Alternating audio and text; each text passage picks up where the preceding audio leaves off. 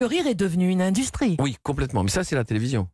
Alors, là-dedans, il y a des gens qui ont énormément de talent, il y a des gens qui en ont moins, mais ça n'a pas d'importance. Alors, c'est vrai qu'il y a aussi beaucoup de jeunes humoristes qui ne réfléchissent pas toujours quand ils parlent.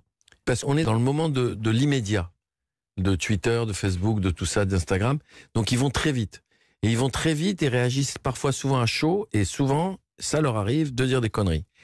Et des choses fausses. Et ça peut être très dangereux. Mais, malgré ça, quand je vois des gens comme... Bon, Alex Lutz, maintenant, c'est une grande vedette, mais je l'ai vu démarrer, il n'est pas si vieux que ça. Mais quand je vois Blanche Gardin, par exemple, Fabuleuse. ou Alex Vizorek, c'est merveilleux. Et puis j'en vois d'autres qui sont très populaires, mais qui surfent sur une vague qui est très fragile, parfois un peu malsaine.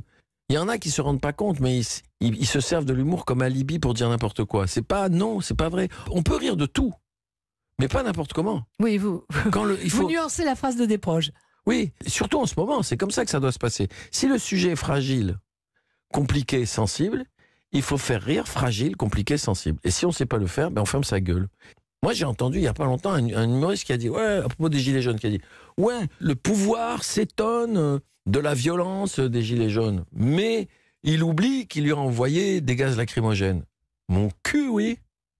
Mon cul, les mecs qui cassent, ils ont des casques, ils ont des masques à gaz pour pas être gênés par le truc. Ça, ils n'ont rien à voir avec la dame qui est retraitée, qui se bat parce qu'on lui a piqué de l'argent sur sa retraite, ou pour les gens qui n'ont pas d'argent pour manger. Les mecs qui vont à la bagarre et qui sont dans la violence, c'est des mecs qui sont super organisés, qui cachent les barres de fer un peu, même avant les manifs, dans des endroits où ils peuvent les récupérer quand ils sont dans des trucs filtrés. Ils sont organisés de manière militaire. Et ce jeune humoriste, il dit ça. Et en faisant ça, qu'est-ce qu'il fait ? Il dit que si c'est violent, c'est juste à cause de la police. C'est faux. Et en plus, c'est des gens qui font du mal au mouvement des Gilets jaunes, les gens qui cassent comme ça. Donc, cet humoriste, il justifie ça. Mais il ne se rend pas compte. Comme ça fait marrer,